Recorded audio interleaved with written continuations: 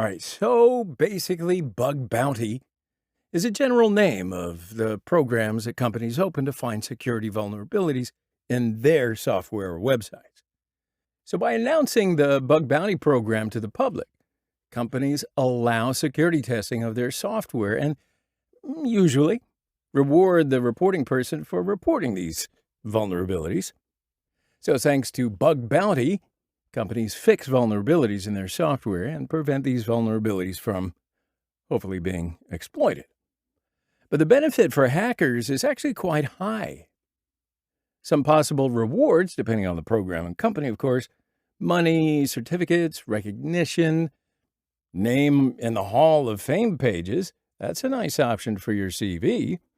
Or some really swank swag packages like t-shirts and pens and mugs and bags, because you really don't have enough of them.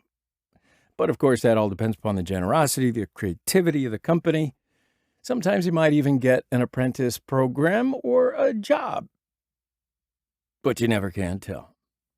But I'll tell you this: every bug bounty hunter has a distinctive technique for searching vulnerabilities, and it typically varies from individual to individual. And it does take some time for a researcher, and I put that in quotes, a researcher, to improve their personal technique, and plenty of experimentation as well.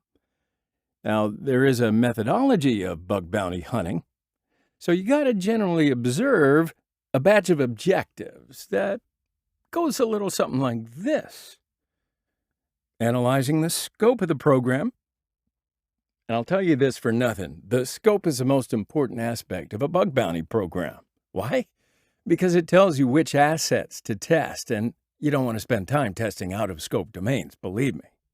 Not that I speak from experience or anything. Also, you got to be looking for valid targets.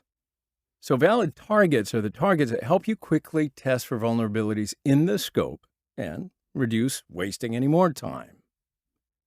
Reconnaissance. So this step is obviously a very important step in exploring an area to get confidential information. Now, it also plays a key role in penetration testing. Reviewing all applications. Now, at this stage, this is where you review all the applications and select the ones based on your skill set. Fuzzing for errors to expose flaws. You remember what fuzzing is, right? It's basically defined as iteration, but you and I know it as the fastest way to hack an application is to test all of its input parameters. And then comes exploiting vulnerabilities. So in conventional penetration tests, vulnerability exploitation is not that important. But in bug bounty hunting, the stronger the proof of concept, the better and bigger the reward. Of course, that depends on the generosity of the company.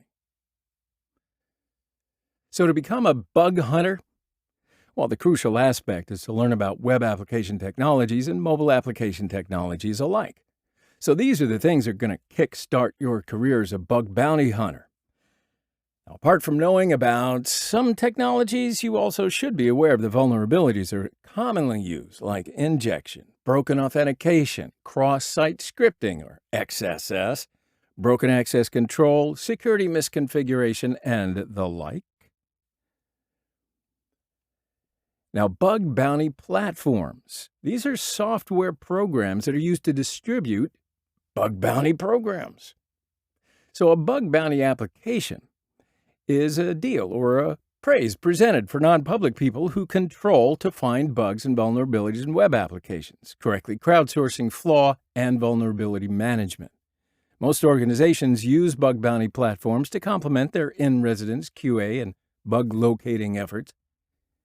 But here, I want to show you is pretty much the top bug bounty platforms, right? So by becoming a member of these platforms, you can test your skills and maybe win lots of prizes. Anyway, what's the difference between penetration testing and bug bounty hunting? Well, remember the criteria, right? The scope. So pen tests are conducted to meet the exacting needs of a specific client. Indeed, there are many types of assessments, ranging from internal and external network testing to web application testing, wireless testing, and many more. Bug bounty programs are focused only on testing websites and web applications that are publicly accessible. So for this reason, bounty programs can't detect vulnerabilities inside of a network or before websites and applications go live. Makes sense, right? Duration? So pen tests must be completed within a time specified by the customer. On the other hand, bug bounty programs are not conducted in line with specific deadlines, and for that very reason are best used in continuous testing. So it makes them ideal for large technology businesses that are constantly releasing new products and updates. What about the cost? Yeah, the cost of a penetration test is typically based on the number of days required for hackers to achieve the agreed objective of the test. And on the other hand, most bug bounty platforms allow organizations to set the price they are prepared or willing to pay. Now, while this may seem appealing, setting bounties too low might well deter testers. But again, you got to judge that for yourself. Now, a bug bounty is not a ransom paid to hackers who discover a vulnerability, exploit it, and then try to sell that data to an organization. All right? Let me be clear. This is not a ransom. A bug bounty program is described with the aid of using a clear scope, hints, and controlled with the aid of using a verified process. All right? Bug bounties are set up to attach corporations of people that want to help each other, whether or not they prefer it, right? So firms specifically state the goal system or products which might be in the scope of this program. They also can specify targets and structures which might be out of scope. They additionally give an explanation for the rules of the program. And then as time passes, this coverage of information program rules may change. It is necessary, though, to follow these changes through the notification channels of the bug bounty program. That's why bug bounty programs are essential. Let's say, for example, you've detected a vulnerability in an out-of-scope system or website of the company that owns a program.